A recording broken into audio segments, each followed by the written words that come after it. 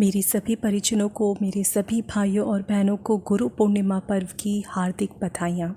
आशा करती हूँ कि मेरे सभी परिजनों ने ये गुरु पूर्णिमा पर्व बहुत ही उत्साह के साथ मनाया होगा और सभी ने अपने अपने स्तर पर ध्यान, साधना, जप आदि किया होगा और सब ने यज्ञ आदि में भी भाग अवश्य ही लिया होगा। आशा करती हूँ कि यह पूर्णिमा पर्व आप सबके जीवन में इतनी खुशियाँ लेकर आए, सबके दोष, दुर्गुण, बीमारियाँ, परेशानियाँ, तकलीफ़ें, कष्ट सब मिट जाएं और आने वाला जीवन सभी भाइयों और बहनों का बहुत ही मंगलमय और सुखमय हो। और गुरुदेव सबके चिंतन में ऐसा आमूल चूल परिवर्तन कर दें कि कोई भी देखे तो कहे वाह, क्या शानदार बंदा है। तो बस इन्हीं शब्दों के साथ मैं आप सबसे प्रार्थना करती हूँ कि आप सभी लोग कोशिश करें कि जितना खुद को सुधार सकें उतना सुधारें, जितना गुरुदेव के साहित्य का स्वाध्याय कर पाएँ, उसे सुन पाएँ और उसके बारे में चिंतन कर पाएँ उतना ज़्यादा करें। और हमारी गुरु सत्ता बहुत ही समर्थ है, हमारे गुरुदेव माता जी बहुत तप का पुंज उनके पास इतना अधिक है कि हम सब के जीवन में बहुत ही परिवर्तन वो कर सकते हैं। तो कोशिश करें, हमेशा प्रार्थना करें कि गुरुदेव हमारी सारी बुराइयों को आप दूर करें और अच्छाइयों को बढ़ाने का प्रयास करें।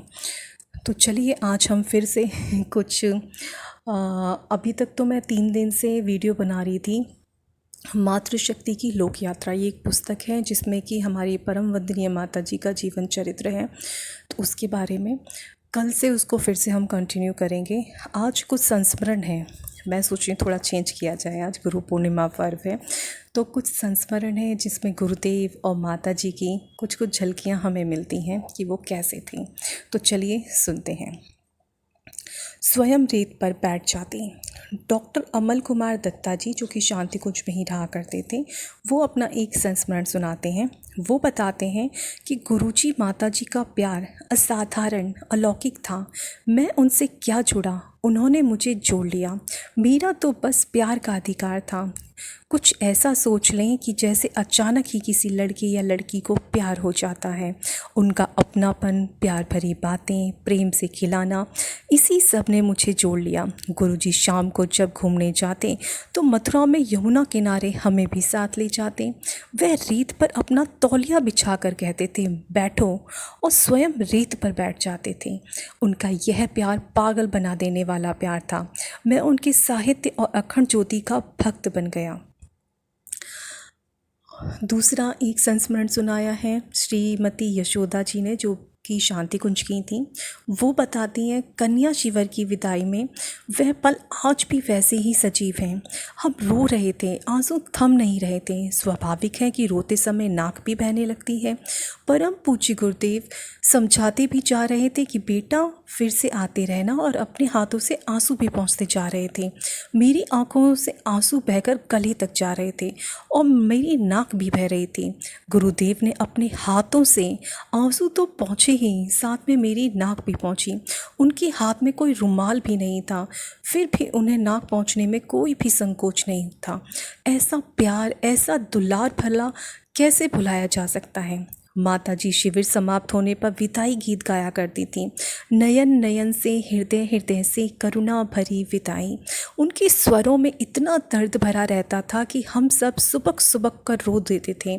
ऐसा लगता था जैसे माँ के घर से विदा हो रहे हैं। उनके आंचल से बिछुड़ने का किसी का मन नहीं करता था। कोई ऐसा व्यक्ति नहीं होगा जो शांति कुंज से विदा होते समय रोया ना हो। ऐसा अलौकिक प्यार था हमारे गुरुदेव और माता जी का।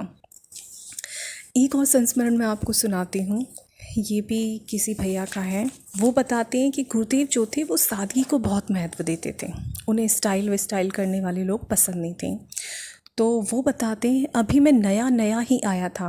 एक दिन गुरुजी ने मुझे मज़दूर लाने के लिए भेजा। मैं बढ़िया से तैयार होकर नया कुर्ता पहन कर गया। मुझे कोई मज़दूर नहीं मिला। लौटकर गुरुजी से कहा गुरुजी मज़दूर तो मिला नहीं।